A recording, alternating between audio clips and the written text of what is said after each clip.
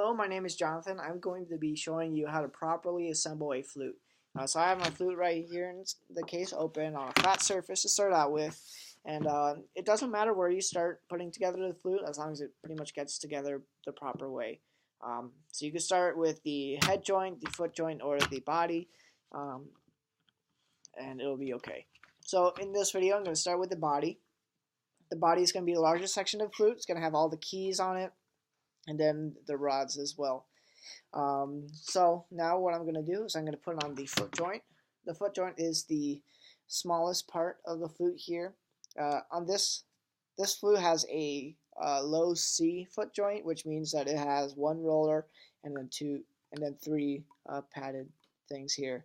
So that just means it goes to a low B. Low C. With intermediate and professional flutes, they're going to have a low B foot, which has another roller key here for your pinky, and then another pad right there. So what we're going to do is we're going to take these keys right here, and we're going to screw this in on the bottom. And what we're going to do is we're going to align that rod with the middle of that key, and once we align that, that's in place. If you have longer fingers, you could also just align the rod with the end of that key, or sort of towards in the upper section of that key. That way your fingers match right there. I have shorter ones, so I usually do it in the middle of the key so I can reach there. So next thing what we're going to do is we're going to take the head joint. The head joint is the second longest part of the flute. It has the lip plate on there, the blowhole, and also the crown of the flute.